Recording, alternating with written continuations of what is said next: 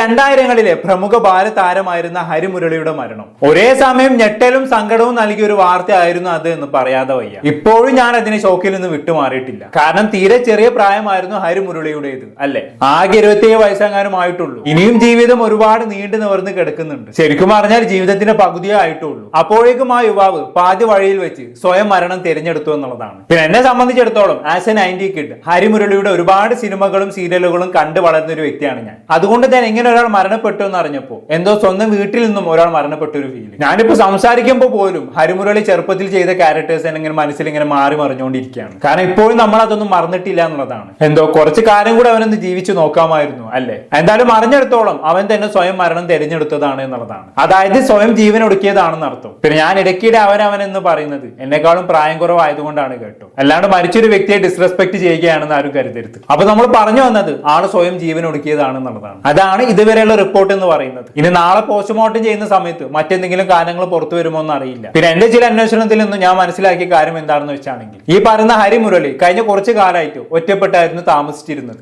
മാത്രവുമല്ല ആൾക്ക് അത്യാവശ്യം ഡിപ്രഷന്റെ പ്രശ്നങ്ങളൊക്കെ ഉണ്ടായിരുന്നു. എനിക്ക് തോന്നുന്നത് ഈ ഡിപ്രഷൻ മൂത്ത് തന്നെ ആയിരിക്കണം അവസാനം ജീവൻ കൊടുക്കാൻ തീരുമാനിച്ചത്. ഇതൊക്കെ കേൾക്കുന്ന സമയത്ത് ഞാൻ ആലോചിക്കുന്നത് എന്താണെന്ന് വെച്ചാണെങ്കിൽ ഇന്നത്തെ തലമുറ ഫേസ് ചെയ്യുന്ന ഏറ്റവും വലിയ പ്രശ്നമാണ് ഡിപ്രഷൻ എന്നുള്ളതാണ്. ഇത് എത്രാമത്തെ ആളാണല്ലേ ഡിപ്രഷൻ മൂത്ത് സ്വയം ജീവൻ കൊടുക്കുന്നത്? കുറച്ച് ദിവസങ്ങൾക്ക് മുമ്പ് നമ്മൾ ചിന്നു പാപ്പ എന്ന് പറഞ്ഞൊരു ഇൻഫ്ലുവൻസറെ കുറിച്ച് ചർച്ച ചെയ്ത് വെച്ചതേ ഉള്ളൂ. ഇപ്പൊ അതങ്ങ് കെട്ടിയടങ്ങിയപ്പോഴേക്കും അടുത്തൊരാളും കൂടി ഇതേപോലെ തന്നെ സ്വയം ജീവൻ ഒടുക്കിയിരിക്കുന്നു. ഇനി നാളെ ഇതുപോലെ വേറെ ആരെങ്കിലും ചെയ്യുമോ എന്നുള്ളത് കണ്ടറിയാം. എന്നാലും ഇതുമായി ബന്ധപ്പെട്ട് ഇന്നലെ ന്യൂസ് 8-ൽ വന്ന ഒരു വാർത്ത നമുക്കൊന്ന് കണ്ടോക്കാം.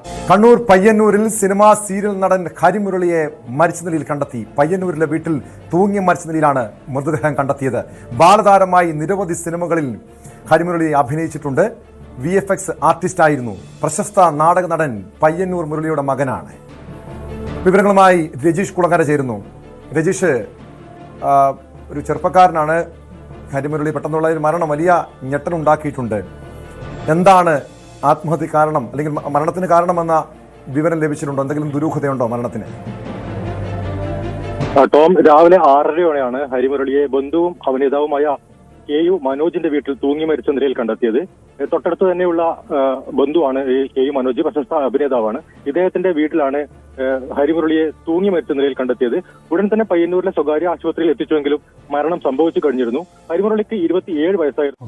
വെറും 27 വയസ്സ് മാത്രം പ്രായം, അല്ലേ? എന്ത് പറയാനാണല്ലേ. എനിവേ, ഈ ഡിപ്രഷൻ എന്ന് പറയുന്നത് ചുമ്മാ നമ്മൾ ഒഴിവാക്കി വിടേണ്ട ഒരു സംഭവം അല്ല എന്ന് ഇനിയെങ്കിലും എല്ലാവരും ഒന്ന് മനസ്സിലാക്കുക. പൊതുവെ കഴിഞ്ഞ കുറെ കാര്യങ്ങളായിട്ട് ഈ ഡിപ്രഷൻ എന്ന് പറയുന്ന സംഭവത്തെ വളരെ സില്ലി ആയിട്ടാണ് നമ്മുടെ സമൂഹം നോക്കി കാണുന്നത്, അല്ലെ? ഏതെങ്കിലും ഒരുത്തം വന്ന് നമ്മളടുത്ത് ഡിപ്രഷൻ ആണെന്ന് പറഞ്ഞു കഴിഞ്ഞാണെങ്കിൽ നമ്മൾ തിരിച്ചു പറയുന്ന മറുപടി എന്താണ്? എന്ത് ഡിപ്രഷൻ ഇടോ, ഇനി എന്റെ കൂടെ കുറച്ച് നടക്ക്, ഞാൻ ഡിപ്രഷൻ മാറ്റി തരാം എന്നായിരിക്കും നമ്മൾ മറുപടി പറയാറ്, അല്ലെ? അത്രത്തോളം സില്ലി ആയിട്ടാണ് നമ്മൾ ഡിപ്രഷനെ കണ്ടുകൊണ്ടിരുന്നത്. അതുകൊണ്ടൊക്കെ തന്നെയാണ് നമ്മുടെ സമൂഹത്തിൽ ഒരുപാട് ആത്മഹത്യകൾ പെരുകുന്നതും. എന്റെ അഭിപ്രായത്തിൽ ഈ ഡിപ്രഷൻ എന്ന് പറയുന്ന സംഭവത്തെ വളരെ സീരിയസ് ആയി കാണേണ്ട സമയം അതിക്രമിച്ച് കഴിഞ്ഞു എന്നുള്ളതാണ്. ഇനിയുള്ള തലമുറയെങ്കിലും ഇതിനെ അതിന്റെ സീരിയസ്നെസ്സോട് കൂടി കൈകാര്യം ചെയ്യട്ടെ. ഇത് ചില്ലറ സംഭവമല്ല മക്കളെ. വന്നവനോട് ചോദിച്ചാലേ അതിന് ബുദ്ധിമുട്ട് മനസ്സിലാകത്തുള്ളൂ. എങ്ങനെയെങ്കിലും ഈ ഭൂമിയിൽ നിന്നൊന്നും മരിച്ചു കിട്ടിയാൽ മതിയായിരുന്നു എന്ന് നമ്മൾ നിരന്തരമായി ആഗ്രഹിച്ചുകൊണ്ടേയിരിക്കും എന്നുള്ളതാണ്. അത്രക്കും ഭീകരമാണ് ഇതിന്റെ അവസ്ഥ. അതിന്റെ ചെറിയൊരു ഫേസിലൂടെയെങ്കിലും കടന്നു പോകാത്ത ആളുകൾ വളരെ ചുരുക്കമായിരിക്കും എന്നാണ് എനിക്ക് തോന്നുന്നത്. എല്ലാവരും അതിലൊരു ചെറിയൊരു ഫേസിലൂടെ കടന്നു പോയിട്ടുണ്ടാകും. പക്ഷെ അതിന്റെ ഭീകരമായിട്ടുള്ള അവസ്ഥ എന്ന് പറയുന്നത് നമുക്കൊക്കെ ചിന്തിക്കാവുന്നതിലും അപ്പുറമാണ്. എന്തായാലും ഇങ്ങനെ ഒരു അവസ്ഥ ഇനി ആർക്കും വരാതിരിക്കട്ടെ, അത്ര എനിക്ക് പറയാനുള്ളൂ. ഇനി നമുക്ക് ബാക്ക് ടു ഹരിമുരളിയുടെ ജീവിതത്തിലേക്ക് വരാം. ഈ ഹരിമുരളിയെ സംബന്ധിച്ചിടത്തോളം കഴിഞ്ഞ കുറച്ച് ദിവസങ്ങളായിട്ട് ഞാൻ നേരത്തെ പറഞ്ഞ പോലെ പുള്ളിക്കാരൻ ഒറ്റപ്പെട്ടായിരുന്നു താമസിച്ചിരുന്നത്.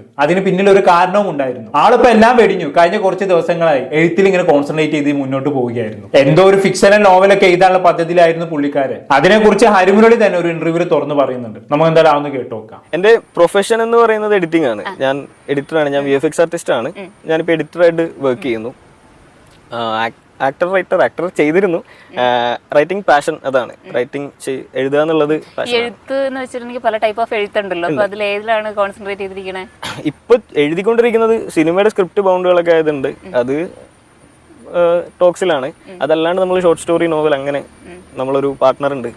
നമുക്ക് അങ്ങനെ റൈറ്റിംഗ് പാർട്ട്ണർ ഉണ്ട്. അപ്പൊ അങ്ങനെ എഴുതാറ്. അതാണ് റൈറ്റിംഗും കാര്യങ്ങളൊക്കെ ആയിട്ട് കഴിഞ്ഞ കുറച്ച് കാലങ്ങളായിട്ട് ആളുടെ ഒരു ഒറ്റപ്പെട്ട ജീവിതമായിരുന്നു. ഇതിനിടയിൽ എവിടെയെങ്കിലൊക്കെ വെച്ചായിരിക്കണം ഡിപ്രഷൻ പിടിപെട്ടതും പിന്നീട് സ്വയം ജീവൻ എടുക്കുന്ന അവസ്ഥയിലേക്ക് കാര്യങ്ങൾ എത്തിയതും. പിന്നെ ഞാൻ ഇദ്ദേഹത്തിന്റെ മരണ വാർത്ത കേട്ട സമയത്ത് ഇദ്ദേഹത്തിന് ഒരു 3-4 ഇന്റർവ്യൂസ് ഒക്കെ ഇരുന്ന് ഞാൻ കണ്ടിട്ടുണ്ടായിരുന്നു. ഒരു വ്യക്തി അറിയാനുള്ള ഏറ്റവും എളുപ്പമായിട്ടുള്ള മാർഗ്ഗമാണല്ലോ അദ്ദേഹത്തിന് ഇന്റർവ്യൂകൾ ഇരുന്ന് കാണുക എന്നുള്ളത്. ഒരു വ്യക്തിന്റെ ഒരു 3-4 ഇന്റർവ്യൂകൾ കണ്ടാൽ തന്നെ ആ അദ്ദേഹത്തിന്റെ വ്യക്തിത്വം എന്താണെന്നുള്ളത് നമുക്ക് ഏകദേശം പിടുത്തം കിട്ടും. എന്തായാലും ഇദ്ദേഹത്തിന്റെ ഇന്റർവ്യൂകളൊക്കെ ഇരുന്ന് കണ്ടതിന്റെ അടിസ്ഥാനത്തിൽ ഞാൻ മനസ്സിലാക്കിയ കാര്യം എന്താണെന്ന് വെച്ചാണെങ്കിൽ ഈ ഹരിമുരളി എന്ന് പറയുന്ന വ്യക്തി അത്യാവശ്യം റിസർവ്ഡ് ആയിട്ടുള്ള ഒരു ക്യാരക്ടർ ആണ് എന്നുള്ളതാണ്. അതായത് വളരെ ചുരുക്കമായിട്ടുള്ള സൗഹൃദങ്ങൾ മാത്രമേ ഈ പറയുന്ന ഹരിമുരളിക്ക് ഉള്ളൂ എന്നുള്ളതാണ്. ഒരു കാലത്ത് ബാലതാരമായി തെളിഞ്ഞ ഒരു വ്യക്തി എന്ന നിലക്ക് ഒരുപാട് ആളുകളുമായി മിങ്കിൾ ചെയ്യാനുള്ള അവസരം ഹരിമുരളിക്ക് കിട്ടിയിരുന്നെങ്കിൽ പോലും അവരുമായിട്ടൊക്കെ അപ്പോഴുള്ള സൗഹൃദം എന്നതിനപ്പുറത്തേക്ക് ഒരു ലോങ് ടേം സൗഹൃദം കാത്തു സൂക്ഷിക്കാറില്ലായിരുന്നു ഈ പറയുന്ന ഹരിമുരളി. എല്ലാവരോടും ഒരു ഹായ് ബായ് ബന്ധം മാത്രമേ പുള്ളിക്കാരൻ കാത്തു സൂക്ഷിക്കാറുള്ളൂ. പറയത്തക്ക സൗഹൃദങ്ങളൊന്നും പുള്ളിക്കാരൻ ഇല്ല എന്ന് തന്നെ വേണമെങ്കിൽ പറയാം. പിന്നെ ഫാമിലി വൈസ് നോക്കുന്ന സമയത്ത് കലാകാരന്മാരെ കൊണ്ട് റിച്ച് ആയിട്ടുള്ള ഒരു ഫാമിലി ആയിരുന്നു ഹരിമുരളിയുടേത്. അച്ഛനും അച്ഛനും കസിൻസും എല്ലാവരും നടന്മാരാണ്. അതിൽ ഒട്ടുമിക്ക ആളുകളും അത്യാവശ്യം സെലിബ്രിറ്റി ഫേസുള്ള ആളുകളുമായിരുന്നു. അതിനെക്കുറിച്ച് ഹരിമുരളി തന്നെ ഇന്റർവ്യൂവിൽ പറയുന്നുണ്ട്. നമുക്ക് എന്തായാലും കണ്ടോക്കാം. ഫാമിലിയെ കുറിച്ച് കൂടി പറയും. കാരണം എനിക്ക് പയ്യന്നൂർ മുരളി ഓൾറെഡി എല്ലാവരും അറിയപ്പെടുന്ന ഒരാളാണ്. പോരാതെ ഒരുപാട് പേരുണ്ട്. വലിയ നീണ്ട ലിസ്റ്റ് തന്നെയാണ്. അതുകൊണ്ട് ഞാൻ പറയണേക്കാട്ടും ഹരി തന്നെ പറയുന്നതായിരിക്കും നല്ലത്. എനിക്ക് ഗണപതി കസിൻ ബ്രദർ ആണ്. ഇപ്പൊ മനോജ് കെ ഇപ്പൊ ചാവേറ് പ്രണയവിലാസത്തിലേക്കുള്ള തിങ്കളാഴ്ച വിഷയത്തിൽ നായകനാണ്. പുള്ളി എന്റെ അച്ഛന്റെ നേരെ അനിയനാണ്, എന്റെ ഇളയച്ചനാണ് അദ്ദേഹം. പിന്നെ ബാബു അന്നൂർ എന്ന് പറഞ്ഞ CK ബാബു, അദ്ദേഹം ഇന്ത്യൻ പ്രണയത്തിൽ ഫഹദ് ഫാസിലിന്റെ അച്ഛനൊക്കെ ആയിട്ടുണ്ടായിരുന്നേ, അദ്ദേഹം എന്റെ വലിയച്ഛനായിട്ട് വരും. അങ്ങനെ ഒരുപാട് ആൾക്കാരുണ്ട്. അഭിരാം രാധാകൃഷ്ണൻ, ഇപ്പൊ ഗണപതിയുടെ ബ്രദറാണ് ചിദംബരം, അവർ രണ്ടുപേരും എന്റെ കസിൻസ് ആണ്. പിന്നെ ദീപക് പറമ്പോൾ, ദീപകേട്ടൻ കസിനാണ്. അങ്ങനെ ആ ഒരു കാറ്റഗറിയിൽ ഒരുപാട് ആൾക്കാരുണ്ട്. എനിക്കൊന്ന് മൊത്തത്തിൽ ഫ്രണ്ട്സ് ആണെങ്കിലും ചെറുപ്പം മുതലേ സീരിയലിൽ ചെയ്യുന്നതുകൊണ്ടേ എനിക്ക് 90s കിഡ്സിന്റെ ഇഷ്ടതാരങ്ങൾ എല്ലാവരും ഫ്രണ്ട്സ് എല്ലാവരും ആ ഒരു സർക്കിൾ തന്നെയാണ് തോന്നുന്നത്. ഫ്രണ്ട്സും ഫാമിലിയും ഒക്കെയും സിനിമയുമായിട്ട് ബന്ധപ്പെട്ട് നിൽക്കുന്ന ആൾക്കാർ തന്നെയാണ്. അതെ, കാരണം എന്റെ ചൈൽഡ്ഹുഡ് തൊട്ട് അങ്ങനെയാണ് ഈ ഡ്രാമ. അന്ന് നാടകം സിനിമ ഒരു ഭയങ്കര കണക്ഷനുള്ള മേഖലകളായിരുന്നല്ലോ. നാടകത്തിൽ വന്ന് തുടങ്ങുന്നത് തന്നെ സിനിമയിലേക്ക് പോകാനാണ് എന്നുള്ള തെളിവുകളുണ്ട്. എത്രയോ ആൾക്കാരുണ്ട് നമ്മുടെ ഇവിടെ തന്നെ. അതുകൂടാണ്ട് ആ ഒരു ടൈം മൊത്തം ഒരു 5 വയസ്സ് തൊട്ട് 10-12 വയസ്സ് വരെ സിനിമാ ഫീൽഡിലും ലൊക്കേഷൻ അങ്ങനെയൊക്കെ ആയിരുന്നു. അപ്പൊ അതിൻ്റെതായിട്ടുള്ള കണക്ഷൻസ് ഉണ്ട്. അതിൽ വളരെ ചുരുക്കം കണക്ഷൻസ് മാത്രമേ ഇപ്പോഴും മെയിൻറ്റെയിൻ ചെയ്യുന്നുള്ളൂ. അതാണ് ഇത്രയും ഒരുപാട് കലാകാരന്മാരെ കൊണ്ട് കുത്തി നിറഞ്ഞൊരു കുടുംബത്തിൽ നിന്ന് വന്നിട്ട് പോലും ഒരു ബാലതാരം എന്ന നിലക്ക് ഒരുപാട് ലൊക്കേഷനുകളിൽ സഞ്ചരിച്ച ഒരു വ്യക്തി എന്ന നിലക്കും ഇഷ്ടംപോലെ ആളുകളുമായി ഇടപഴകാനുള്ള അവസരം ഈ പറയുന്ന ഹരിമുരളിക്ക് ലഭിച്ചിട്ടുണ്ട്. പക്ഷെ ഞാൻ നേരത്തെ പറഞ്ഞ പോലെ അവരുമായിട്ടൊന്നും ലോങ് ടേം സൗഹൃദങ്ങൾ ഹരിമുരളി കാത്തു സൂക്ഷിക്കാറുണ്ടായിരുന്നില്ല. അത് തന്നെ ആകണം ഹരിമുരളിയെ പിന്നീട് ഒറ്റപ്പെടലിലേക്കും അവസാന മരണത്തിലേക്കും കൊണ്ടു ചെന്ന് എത്തിച്ചതും. പിന്നെ ഹരിമുരളിയെ സംബന്ധിച്ചിടത്തോളം ഒന്ന് വിചാരിച്ചു കഴിഞ്ഞിരുന്നെങ്കിൽ ഇന്ന് മലയാളത്തിൽ ഒരുപാട് സിനിമകളിൽ നായകനായിട്ട് വരെ അഭിനയിക്കാൻ പറ്റുമായിരുന്നു. അത്രയും കോണ്ടാക്ട്സിൽ ഒരു വ്യക്തിയായിരുന്നു അദ്ദേഹം. പക്ഷെ അദ്ദേഹം അതൊന്നും യൂട്ടിലൈസ് ചെയ്തില്ല എന്നുള്ളതാണ്. കോണ്ടാക്റ്റിന്റെ കാര്യം മാത്രമല്ല, അസാധ്യ ആക്ടിംഗ് സ്കില്ലുള്ള ഒരു വ്യക്തി കൂടെ ആയിരുന്നു ഹരിമുരളി എന്ന് പറയാതെ വയ്യ. പുള്ളിക്കാരൻ ചെറുപ്പകാലത്ത് ചെയ്തു വെച്ച് കുറെ ക്ലാസിക് സാധനങ്ങൾ ഉണ്ട് അല്ലെ, അതൊക്കെ ഇന്നും മലയാളികളുടെ മനസ്സിൽ മായാതെ കിടപ്പുണ്ട് എന്നുള്ളതാണ്. ഒന്നും വേണ്ട, രസികൻ എന്ന് പറഞ്ഞ സിനിമയിൽ ഒരു സാധനം ഉണ്ട് അല്ലെ, ഉള്ളിന്ന് വരട്ടെ എന്ന് പറഞ്ഞിട്ട് ഉള്ളിലേക്ക് എന്തെങ്കിലും വന്നോ എന്ന് ചോദിച്ചോ എന്നുള്ളൊരു ഡയലോഗ് ഉണ്ട്. അതിപ്പോഴും ഒരു എപ്പിക് ഡയലോഗാണ്. വേണമെങ്കിൽ ഞാൻ ആ ഭാഗം ഒന്ന് കാണിച്ചു തരാം.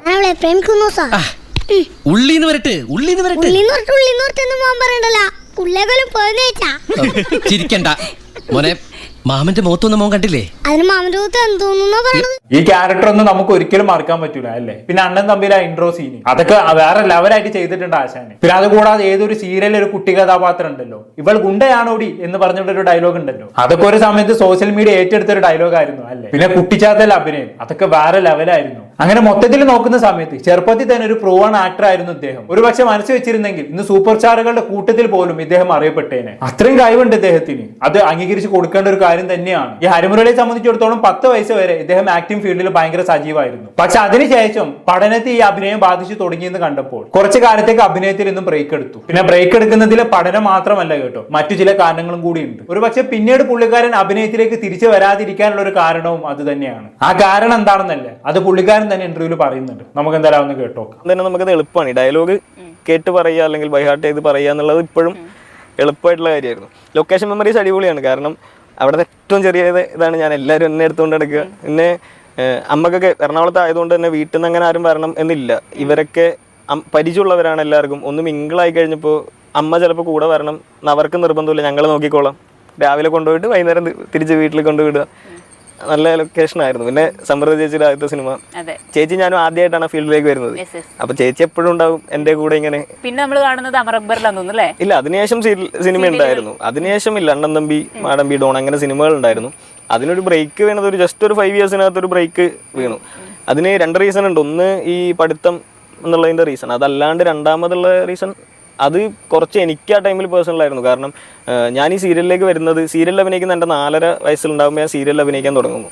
അന്ന് ഈ സോഷ്യൽ മീഡിയ അങ്ങനെ ഇതൊന്നും ഇല്ലാത്തത് കൊണ്ട് ആൾക്കാർക്ക് ഇപ്പോൾ നമ്മൾ പുറത്തേക്ക് ഇറങ്ങിയാൽ നമ്മൾ തിരിച്ചറിയും. കാരണം അത്രയും സീരിയലിൽ ഞാൻ അഭിനയിച്ചിട്ടുണ്ടായിരുന്നു. ഞാൻ അഭിനയിച്ച സീരിയലുകളൊക്കെ ഇപ്പോൾ കായംകുളം കൊച്ചുണ്ണി, അല്ലെങ്കിൽ രാത്രി 11 മണിക്ക് മുമ്പ് ഒരു സീരിയലുണ്ടായിരുന്നു രഹസ്യം എന്ന് പറഞ്ഞിട്ട്, ഒരു ഹൊറർ സീരിയലായിരുന്നു. അത് ഈ ഓട്ടോ ഓടിക്കുന്ന ചേട്ടന്മാർ കാണും, ഈ വൈകുന്നേരം ജോലി കഴിഞ്ഞ് വീട്ടിൽ വരുന്ന ആണുങ്ങൾ വരെ കാണുന്ന ഒരു സീരിയലായിരുന്നു അത്.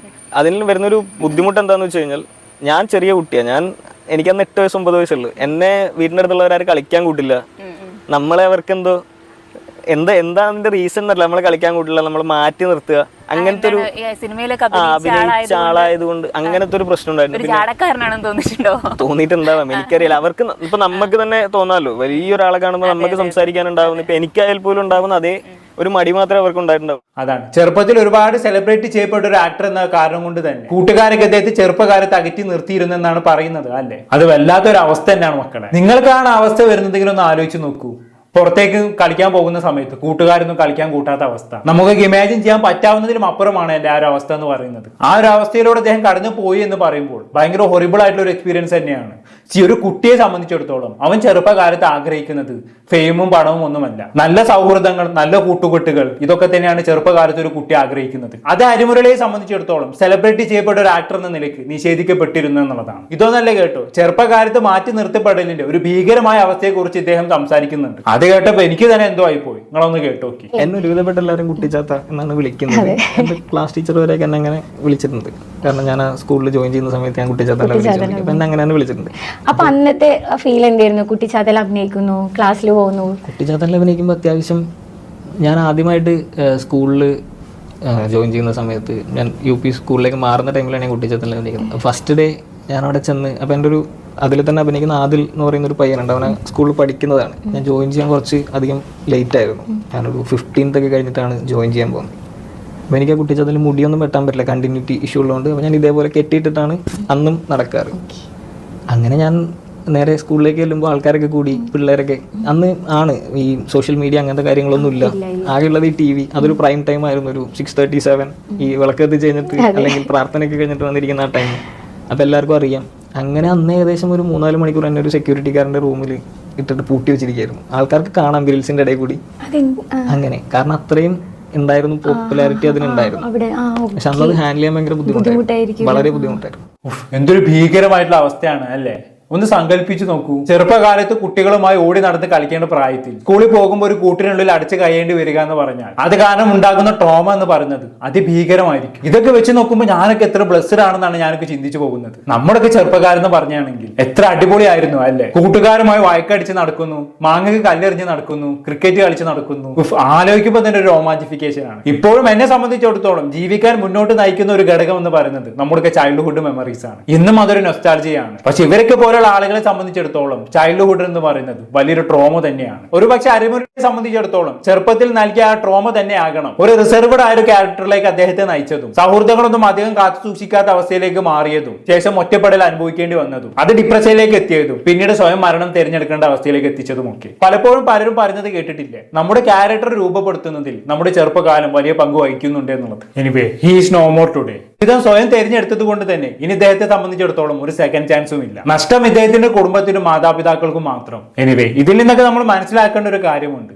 പലപ്പോഴും ഈ സെലിബ്രിറ്റി ആയിട്ടുള്ള ആളുകളുടെ ജീവിതം നമ്മൾ പുറമേ നിന്ന് നോക്കി കാണുന്ന പോലെയല്ല. അവരകത്ത് എന്താണ് ഏതാണെന്നുള്ളത് അവർക്ക് മാത്രമേ മനസ്സിലാകത്തുള്ളൂ. ഇപ്പൊ ചെറുപ്പത്തിലുള്ള ഹരിമുരളിയുടെ കാര്യം എടുത്തു നോക്കുകയാണെങ്കിൽ പോലും പുറമേ നിന്ന് നോക്കുന്ന ഒരാളെ സംബന്ധിച്ചിടത്തോളം എന്ത് അടിപൊളിയാണ് അല്ലേ, ഒരുപാട് സീരിയലുകൾ അഭിനയിക്കുന്നു, ഒരുപാട് ഫെയിം വരുന്നു എന്നൊക്കെയാണ് പുറമേ നിന്നും ഹരിമുരളിയെ നോക്കി കാണുന്ന ഒരാളെ സംബന്ധിച്ചിടത്തോളം ചിന്തിക്കുക. പക്ഷേ ശരിക്കുമുള്ള ഹരിമുരളി അങ്ങനെ അല്ലായിരുന്നു. ഒറ്റപ്പെടലുകളുടെ എക്സ്ട്രീം അവസ്ഥയിലൂടെ ആയിരുന്നു അന്ന് ഹരിമുരളി കടന്നു പോയിരുന്നത്. അതാണ് പലരുടെയും ജീവിതം എന്ന് പറയുന്നത്. നമ്മളൊന്ന് പുറമേ നിന്ന് നോക്കി കാണുന്ന പോലെയല്ല. എന്നാലും ഇനി ഇങ്ങനെ ഒരു അവസ്ഥ ആർക്കും ഉണ്ടാകാതിരിക്കട്ടെ. ഇനി ഡിപ്രഷൻ എന്ന കാരണം കൊണ്ട് ഒരാളും സ്വയം ജീവൻ എടുക്കുന്ന ഒരു അവസ്ഥയിലേക്ക് എത്താതിരിക്കട്ടെ. അതിന് അവരുമായി ബന്ധപ്പെട്ടുള്ള ചുറ്റുമുള്ള ആളുകൾ തന്നെ വിചാരിക്കണം. ഇവിടെ എന്റെ വീഡിയോ കാണുന്നവരോട് എനിക്കൊരു റിക്വസ്റ്റേ പറയാനുള്ളൂ. നിങ്ങളുമായി ബന്ധപ്പെട്ട് കിടക്കുന്ന ആർക്കെങ്കിലും ഡിപ്രഷന്റെ സിംറ്റംസ് നിങ്ങൾ കാണുന്നുണ്ടെങ്കിൽ ദയവ് ചെയ്ത് അവരെ നിങ്ങൾ ചേർത്ത് നിർത്താൻ ശ്രമിക്കുക. ഇതേപോലൊരു കൊടുങ്കൈ ചെയ്യുന്ന ഒരു അവസ്ഥയിലേക്ക് അവർ എത്തിക്കാതിരിക്കുക. നാളെ എല്ലാം നഷ്ടപ്പെട്ടിട്ട് പിന്നെ പരിതപിച്ചിട്ട് കാര്യമില്ലല്ലോ. എന്തായാലും ഈ ഹരിമുരളിയുമായി ബന്ധപ്പെട്ട് ഇന്നലെ സീമാജി നായർ ഒരു ഫേസ്ബുക്ക് പോസ്റ്റ് ഇട്ടിട്ടുണ്ടായിരുന്നു. അതും കൂടി വായിച്ചതിന് ശേഷം നമുക്ക് വീഡിയോ അവസാനിപ്പിക്കാം. ആ പോസ്റ്റ് ഇങ്ങനെയാണ്: പ്രശസ്ത നാടക സീരിയൽ നടൻ പയ്യന്നൂർ മുരളിയുടെ മകൻ ഹരിമുരളി അന്തരിച്ചു. എന്റെ കൂടെയും അവൻ അഭിനയിച്ചിട്ടുണ്ട്. ബാലതാരമായി മിടുക്കനായ മോൻ. എന്തിനാണ് നീ ഇത് ചെയ്തത്? ആദ്യം കേട്ടപ്പോൾ വിശ്വസിക്കാൻ മടിച്ചു. മുരളി ചേട്ടനെ വിളിച്ചപ്പോൾ സഹോദരിയാണ് ഫോൺ എടുത്തത്. സത്യമാണെന്ന് സ്ഥിരീകരിച്ചു. എന്തായിരുന്നെങ്കിലും പൊന്നു മോനെ ഇങ്ങനൊന്നും ചെയ്യരുതായിരുന്നു. എങ്ങനെ സഹിക്കും നിന്റെ അച്ഛനമ്മമാരും ബന്ധുക്കളും? എന്തോ മനസ്സ് പതറുന്നു. മിടുക്കനല്ലായിരുന്നോ അപ്പൂസേ നീ? നിന്നെയും അച്ഛനെയും അമ്മയും അറിയാവുന്ന എത്ര പേർ അങ്ങോട്ടും ഇങ്ങോട്ടും വിളിക്കുന്നു. ആർക്കും വിശ്വസിക്കാനാവുന്നില്ലല്ലോ അപ്പൂസേ. ഇതായിരുന്നു സീമാജി നായർ ഫേസ്ബുക്കിൽ കുറിച്ച വാക്കുകൾ. കൂടുതലൊന്നും ഞാനിവിടെ പറയുന്നില്ല. അടുത്ത ടോപ്പിക്കുമായി വീണ്ടും കാണാം.